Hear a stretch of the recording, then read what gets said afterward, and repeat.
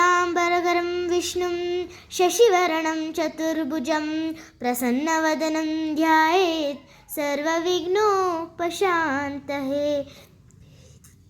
ಈ ಶ್ಲೋಕದ ಅರ್ಥವೇನೆಂದರೆ, ಶುಕ್ಲಾಂಬರಧರಂ ಎಂದರೆ ಶ್ವೇತವಸ್ತ್ರವನ್ನು ಧರಿಸುವವನು, ವಿಷ್ಣು ಎಂದರೆ ಎಲ್ಲೆಡೆ ವ್ಯಾಪಿಸುವವನು, ಶಶಿವರ್ಣಂ ಎಂದರೆ ಚಂದ್ರನಂತೆ ಹೊಳೆಯುತ್ತಿರುವವನು, ಚತುರ್ಭುಜಂ ಎಂದರೆ ನಾಲ್ಕು ಭುಜ ಇರುವವನು, ಪ್ರಸನ್ನವದನಂ ಎಂದರೆ ಹಸನ್ಮುಖಿ ನಗುತ್ತಿರುವ ಮುಖವನ್ನು, ಧ್ಯಾಯೇತ್ ಸರ್ವವಿಘ್ನೋಪಶಾಂತಯೇ ಎಲ್ಲ ವಿಘ್ನಗಳನ್ನು ತಡೆದಿಟ್ಟಿಕೊಂಡು ಶಾಂತಿಗೊಳಿಸುವವನು, ಶ್ರೀ ವಿಘ್ನೇಶ್ವರ ಏಕದಂತ ಗೌರಿಪುತ್ರ ಗಜಮುಖ ನನ್ನು ಪೂಜಿಸಿ ನಾವು ಮಾಡುವ ಪೂಜಾ ಕಾರ್ಯಕ್ರಮಗಳನ್ನು ಯಾವ ವಿಘ್ನಗಳು ಬಾರದಂತೆ ಕಾಪಾಡು ಗಣೇಶ ಎಂಬುದಾಗಿ ಅರ್ಥ ಈ ಶ್ಲೋಕದಲ್ಲಿ.